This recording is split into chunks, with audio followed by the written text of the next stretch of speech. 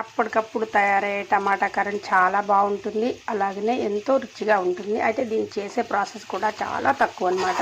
చిన్న చిన్న ముక్కలుగా మనం టమాటాలని కట్ చేసేసుకొని మొత్తం కూడా ఇలా కొంచెం పసుపుని యాడ్ చేసుకొని ఇలా మనకి నూనె అలా కనపడుతూ ఉండాలి. అంటే ముక్కలన్నీ కూడా చక్కగా అన్నమాట మెత్తగా అయిపోవాలి.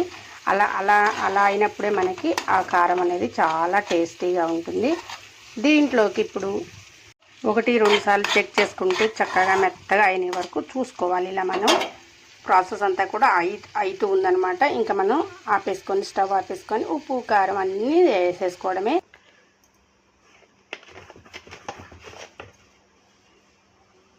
కావలసినంత ఉప్పు, అలాగే కారం, కొంచెం మెంతిపిండి, తప్పకుండా ఉండాల్సింది ఇంగువ.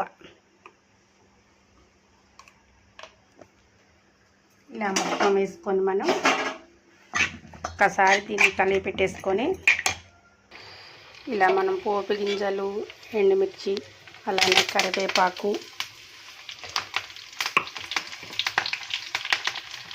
కొంచెం పోపులోకి ఇంగువాలి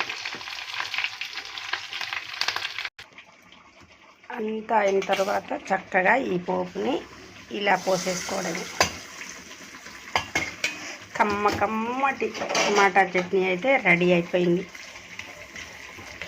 నోరూరించే టమాటా కారం మీ ఇంట్లో కూడా చేసుకోవాలని ఉంటే మీరు కూడా ఇలా మొత్తం కూడా ప్రాసెస్ని ఇలానే చేసుకోండి. కమ్మగా ఉండే టమాటా చట్నీ అయితే మీ ఇంట్లో రెడీ. నోరూరించే టమాటా చట్నీ, టమాటా కారం. ఆహా!